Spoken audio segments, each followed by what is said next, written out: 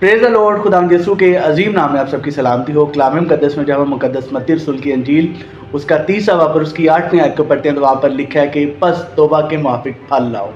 Hallelujah. Bible हमें ये बताती और सिखाती है कि हमें तौबा करनी है, हमें अपनी ज़िंदगी को चेंज करना है, लेकिन वो तौबा सिर्फ़ और सिर्फ कोई लफ्ज़ी या रस्मी नहीं होनी चाहिए, बल्कि कलाम मुकद्दस हमें ये बताता और सिखाता है कि ऐसी तौबा होनी चाहिए कि तौबा के मुआफिक हम फल लेकर आएँ अपनी ज़िंदगी में। ये कि हमारे किरदार में तब्दीली नज़र आनी चाहिए, हमारे बोलने चालने में, उठने बैठने में, चलने फिरने में, हर एक बात में फिर हम तब्दील हो चुके हों।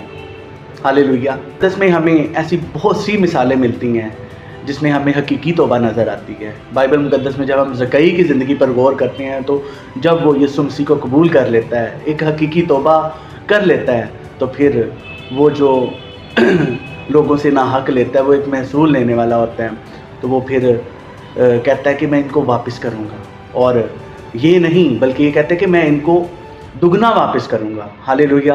तो इससे हमें उसकी ज़िंदगी पूरी टोटली चेंज हुई नज़र आती है, और हमें यहाँ पर उसका किरदार चेंज हुआ नज़र आता है, हमें यहाँ पर उसका उठना बैठना, बोलना चालना, हर एक चीज़ उसकी चेंज हुई नज़र आती है। हालेलुया।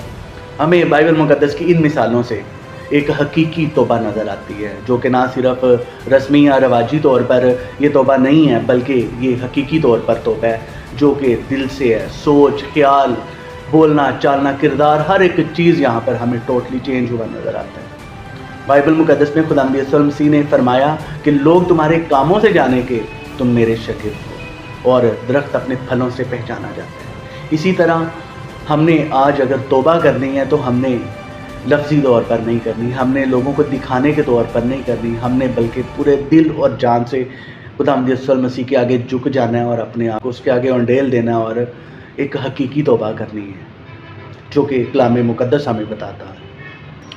बाइबल मुकद्दस की इन मिसालों से हमें ये नज़र आता है कि ये एक हकीकी तौबा है। खुदावंद यीशु मसीह ने फरमाया कि तुम दुनिया के नूर हो, और लोग तुम्हारे कामों को देखकर तुम्हारे आसमानी बाप की तमजीद करें। इसलिए हमने रस्मी या ज़ुबानी तौबा नहीं करनी, बल्कि हकीकी तौबा करनी है, ताकि हम उस तौबा के मुआफिक फल भी लेकर आएँ।